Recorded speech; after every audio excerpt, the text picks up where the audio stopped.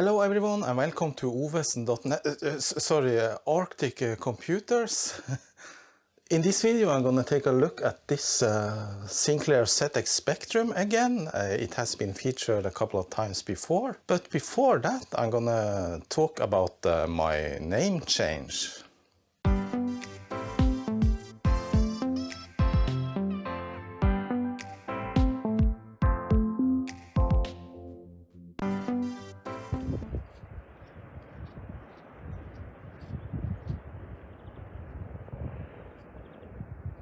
So I have actually changed my name from ovesen.net to Arctic Retro, and the reason for that is simply that I didn't think my current name ovesen.net was particularly good for a YouTube channel, and besides that I actually have other stuff going on at ovesen.net, like I have some apps and support for them like that.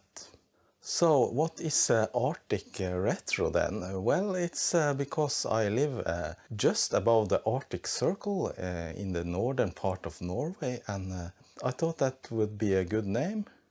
No, even if I live above the Arctic Circle, it doesn't mean that it's freezing cold here all year around. We actually got something called the Gulf Stream that actually brings warm water all the way from the Gulf in the Atlantic Ocean and all the way up the Norwegian coast, and that actually makes the climate pretty good around here all year around. This is the ZX Spectrum, and what I'm gonna do with it is actually, first of all, I'm gonna find a replacement power supply for it, because this is very noisy. The second thing I'm gonna do with it is about the keyboard, because it is a little bit bad now. Some of the keys don't work very well. You have to press very hard on them. Finally, since this is just a 16K version of the ZX Spectrum, I'm gonna upgrade the RAM, and I already got the RAM upgrade here. I hooked the machine up to my TV, and now I'm gonna power it on, just so that you can hear the noise from this power supply.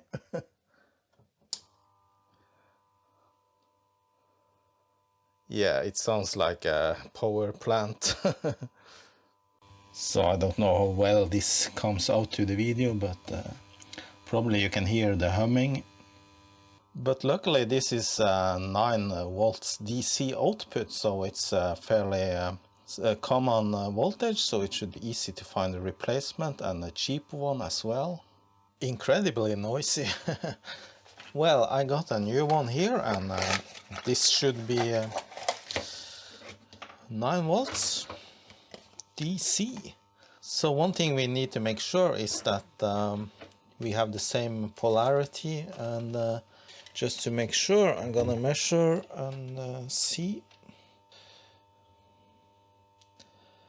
Yeah, the center is negative, and it's even 14 volts DC. That's a bit high, but I guess that's because it's an old power supply, not under load. The new one has this multi-selection of barrel connectors, so I think this one is the same. So I guess we have to make sure that it is the same, but if not, you can just turn it for the other polarity. So let's see the new one. Now it is center negative, this one too, and it outputs 9 volts, but this is switching power supply, so it's probably more accurate with the voltage under load or not under load. Let me test the new power supply. Alright, seems to be working just fine, great. And it's dead silent, so that's really good to be rid of this old power supply. Next task is to replace the keyboard membrane, and for that, of course, we need to open the machine. And here we can see what's been done to this machine before, and it has a composite mod and recapped.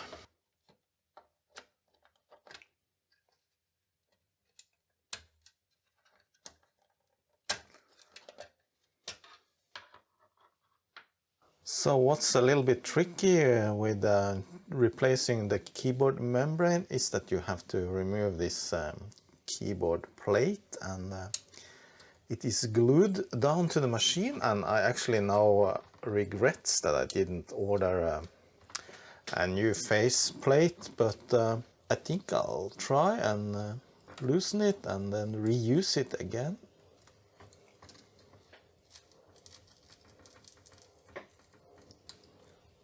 The thing is that you don't want to bend it like to get these ugly bends on this.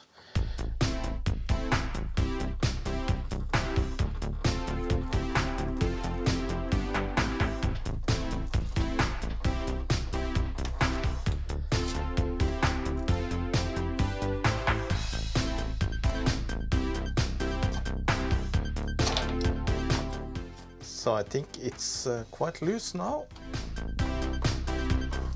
All right.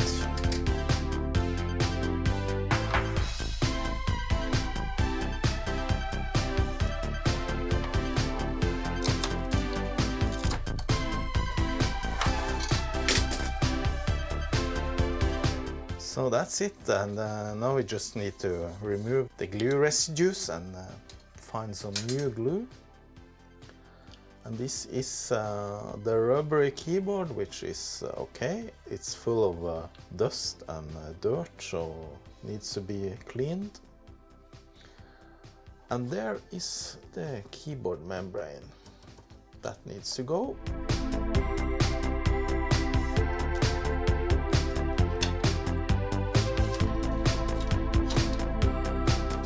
So I'm gonna clean off the plastic too.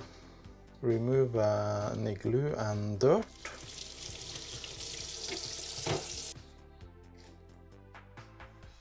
Everything is clean, but as you can see, there's a lot of glue left over, and this is very hard and not easy to remove. I tried scraping and it won't come off, but I heard somewhere that if you use WD-40 on these types of glues, it will dissolve after a little time, so I'll try that.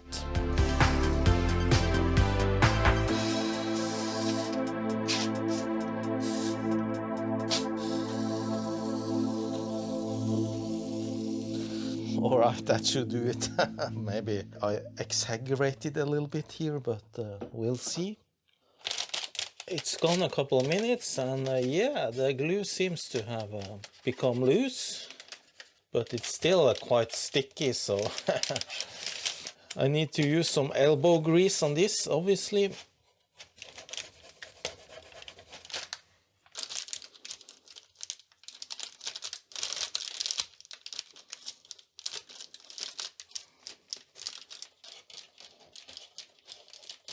Alright, so I have cleaned the parts in hot soapy water, and yeah, looks okay. Most of the glue is gone.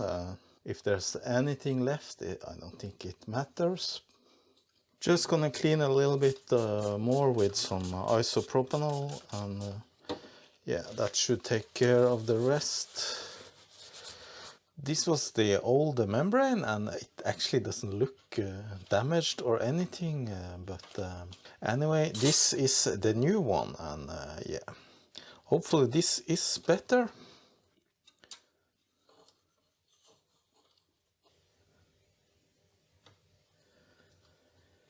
Rubber keyboard mat goes in.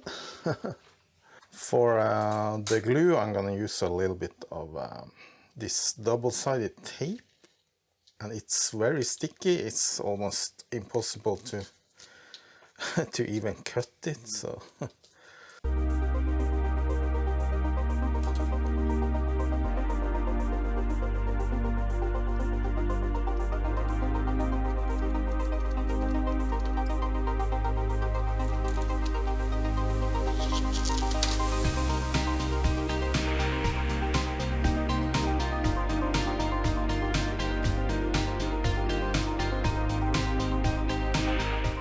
So let me try it on first. I think this will fit. Here it goes.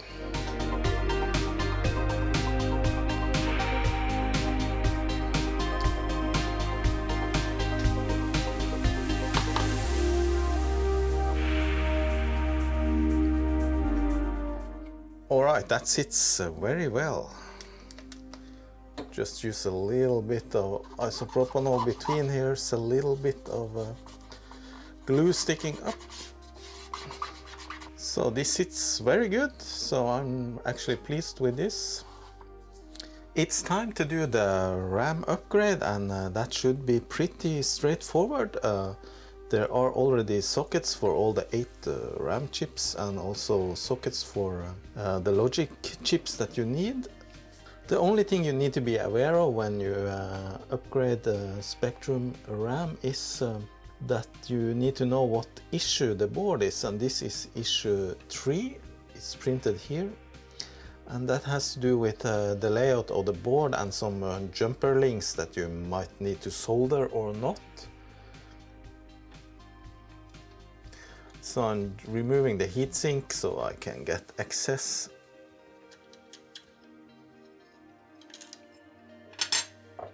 So here are all the chips, the 8 4164 memory chips, and then we have 4 logic chips. The RAM is, as I said, here, and the notch on the chip should of course be the same direction as the notch on the socket, which is up.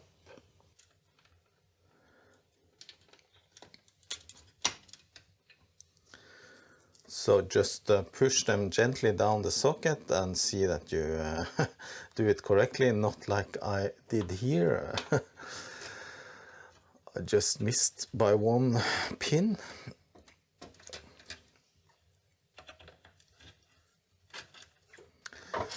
But that's okay, no harm done.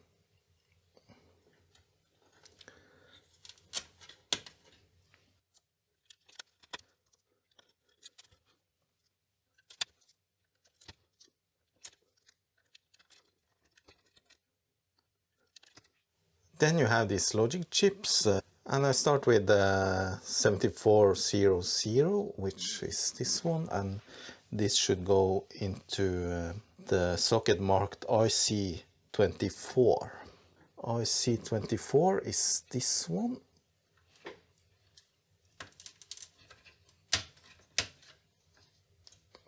(7432) goes into IC23. Then we have two 74157 left, and this goes of course into the remaining 2 sockets. Alright, that was the chips, and now we need to do a little bit of soldering. We need to create a couple of jumper links, and for issue 3 boards it is here you're gonna create the links. If you have an issue 2 board, the links are around the area here where this capacitor is. But since this is a issue 3 board, the links should be on T1 between here, and then on 4 between here and here. And the upgrade kit already came with a little bit of a wire that you can use and a little bit of solder tin. So I already soldered one of the links. Not the best job, but it works. I just forgot to film it. Alright, let's see if we can make this work. The T1 link.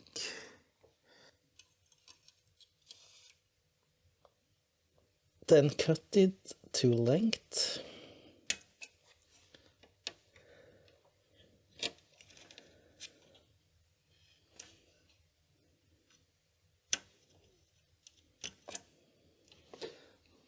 There it goes. Then just a little bit of extra solder. Oops, try not to melt the plastic.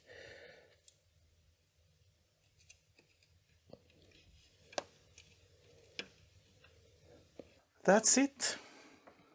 Alrighty, the RAM upgrade is complete, and I'm just double checking everything is correct, and it seems to be. So now I'm gonna power it on briefly just to test before I attach the heatsink.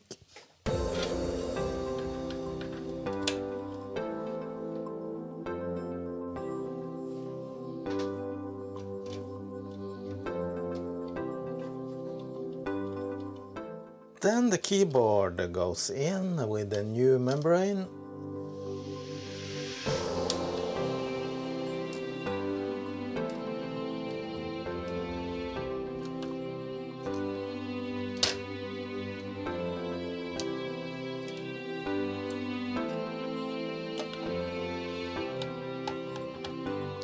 So let's test, is this any better? Yes, it is. Yeah, this works just great. The old keyboard had trouble with, for example, P. That works just fine. Also Shift was a problem. No problem anymore. Great. I'm just gonna assemble the machine now, and then we can test if it can run any larger games than before.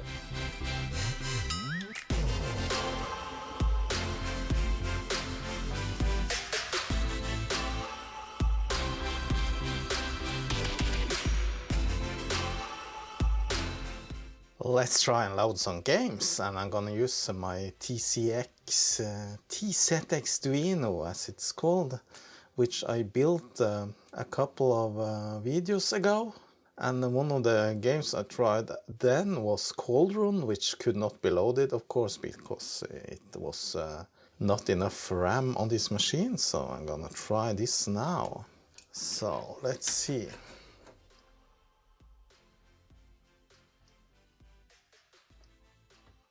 Play.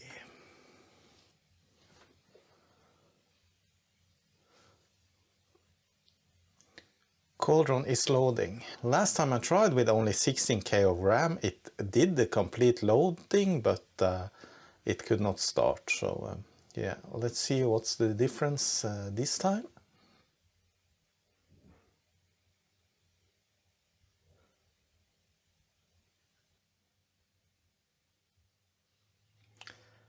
All right, it works. Great. I don't have a joystick, so I just need to use the keyboard, so let's try.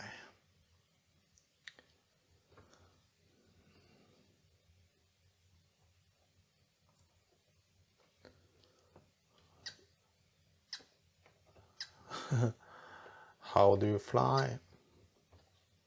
Come on, help me.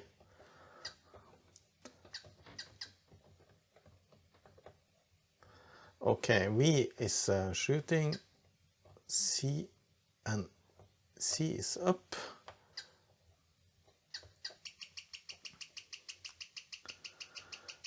Oh no. So, alright, so now I get the hang of it a little bit.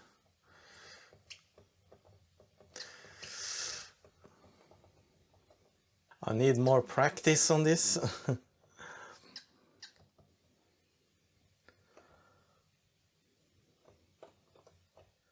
So that's great, the machine is upgraded and can be used on a lot of more good games. Let's try just one more game before I conclude.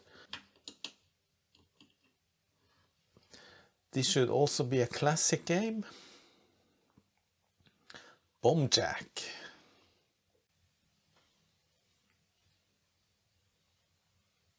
So even if you load from a TZX Duino, which is actually a SD memory card, the loading time is just the same as before, so it takes several minutes to load this game.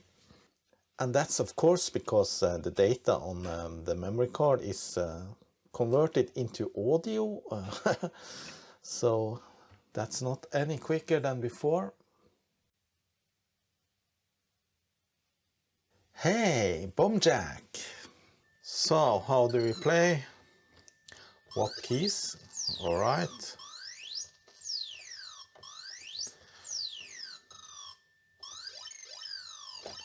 All right. Game over. Well, now I can play because I learned the keys. Oops.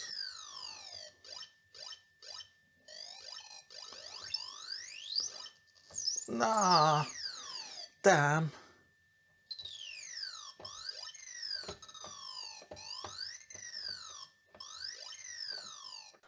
Alright, that was it for this video. I lost the audio on the real recording here, and by now I have stowed away that machine and actually gotten out some other machines.